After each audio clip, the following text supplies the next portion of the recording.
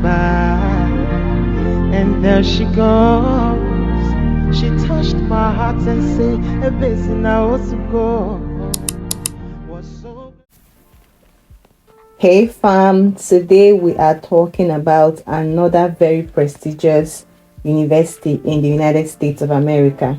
This university offers scholarships to undergraduates, transfer students, MSc students, PhD students, and those who want to apply for dual degrees. It's very interesting to know that IELTS is not mandatory. Another very interesting thing to know is that you can apply for application fee waiver. As a first-year student, during your application using the Common App, you can apply for application fee waiver. And as a transfer student or a postgraduate student, during your application on the platform of the university on the website, you can also apply for application fee waiver. Also, GRE is waived for most of the programs. I'll show you how to find the programs that have GRE waived for them and those that require GRE. If this sounds interesting to you, then let's get into the school website. But before we do that, please don't forget to like and comment. When you like this video, it helps the YouTube algorithm show this video to more people who might find it helpful. And you can always leave your comments in the comment section below, and I'll be more than glad to respond to you.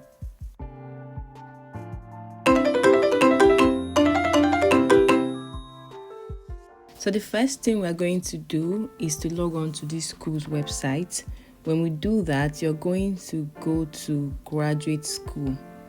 So getting to graduate school, okay, I'm going to scroll up to programs and deadlines, because I want to see the programs that they have and also to show you those that require GRE and those that don't. Coming here, program information and deadlines, you can see a very wide array of programs that they have: biochemistry, biomedical engineering, business administration, chemistry, classics, civil engineering, communication, so many things. They have so many things. They have so many programs, and these programs, under these programs, you can check which of these programs requires GRE. Okay, so let me show you how you can do that. So this place that says GRE required, if you click on it, you would see, if you click on no, it will show you just programs that do not require GRE. If you click on depends, if you click on yes, it will show you programs that require GRE. If you click on depends, it will show you programs that depend on some certain requirements or factors to decide whether you would need to provide GRE score or not. So it's as simple as that. If I click here, degrees offered, I will see all the degrees that are offering, all of it. I will see the ones that are under art diploma, MBA, PhD, MS, all of the programs will come up. If I want to filter it to just check for MBA, okay, I'll just click on MBA and it will filter it and just give me that, just MBA, nothing else.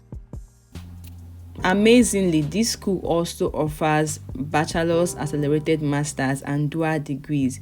If you click here, you would see lists of programs that they offer for bachelor's, accelerated masters, and dual degrees. These are all the programs that they offer. So they have wide array of programs to choose from. I'm sure that if you go through all of these programs and check their requirements, you would see 1, 2, or 3 that you would meet their perfect requirements, everything you have, and then you can apply. This is also a program that they have for dual degrees.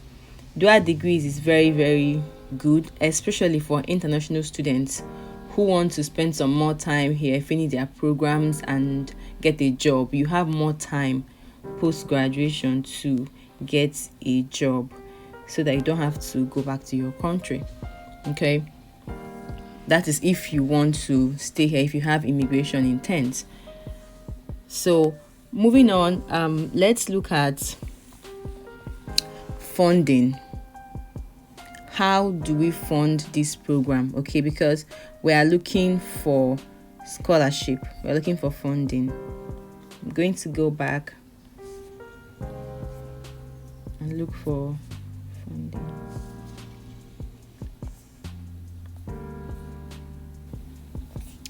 So I'm back to the main menu of the graduate school. I want to look for funding.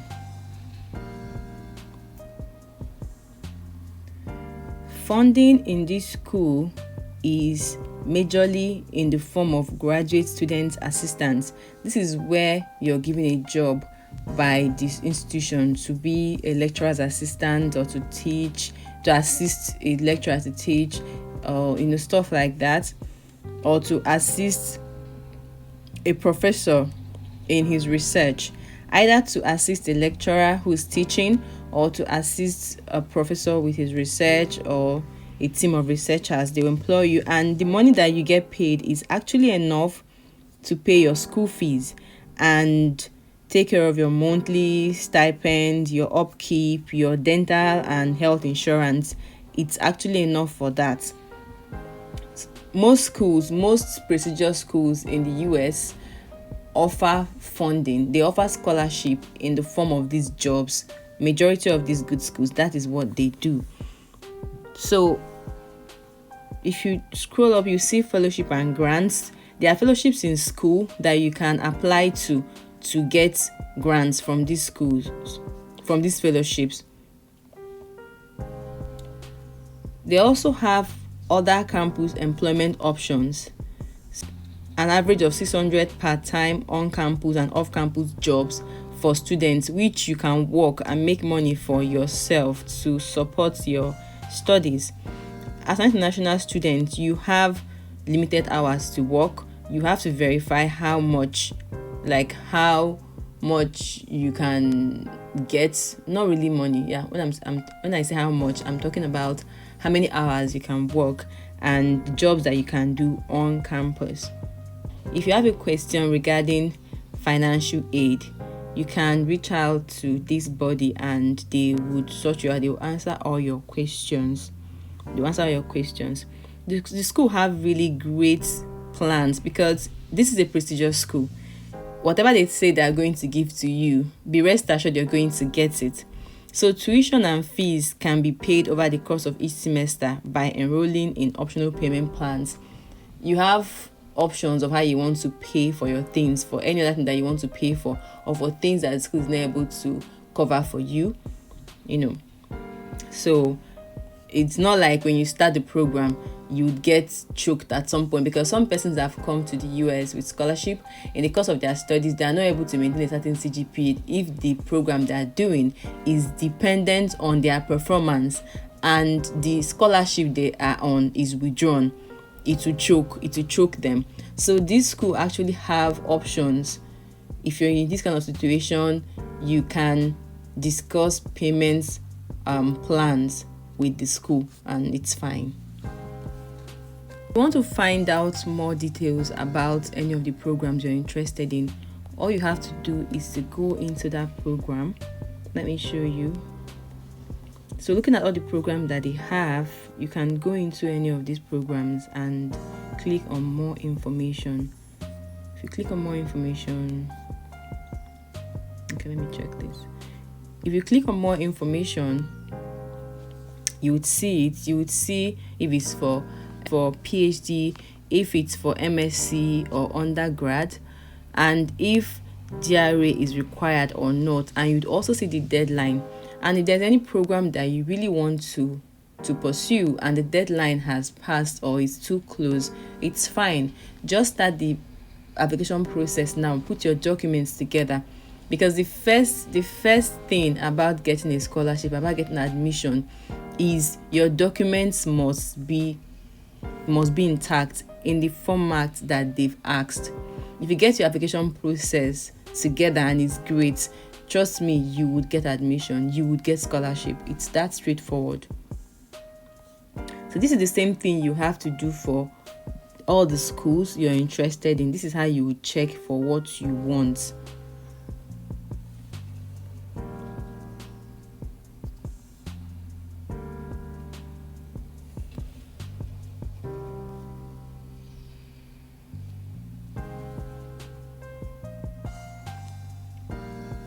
So let's look at what they have for international students and how we can apply.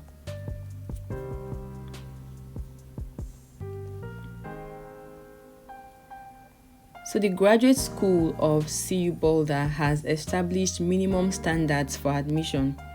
Qualified students may be recommended for admission to regular degree status by approved programs of the graduate school, provided they meet the following criteria. So this is the criteria that you have to meet to even start considering applying to this school.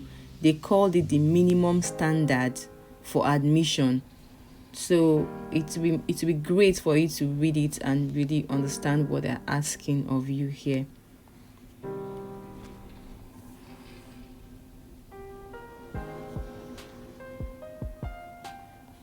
So down here, I'm seeing additional requirements for international students. So besides the minimum admission requirements by the school, there is some other specific things that's required of you as an international applicant. So we are going to look at it now. They have country-specific requirements that is dependent on the country where you're coming from.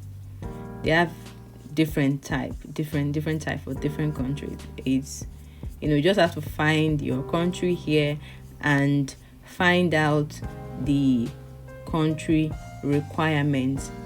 Also, if you want to ask any questions regarding what you're seeing here, don't forget to go back to the program that you want to apply to, the programs, and contact them and ask them specific questions regarding your program that you want to apply to. This is the rest of the document that you would need to provide. You need to provide personal statements, basic information, unofficial transcript. Prior to your admission, when you're admitted, your school can now send the official one to them. These are the documents that is required for you to produce. Now, looking at GRE test scores. So for GRE test scores, we've talked about it. It's not every program that requires this, and you know how to select for yourself if you want to, do a program that has it or not.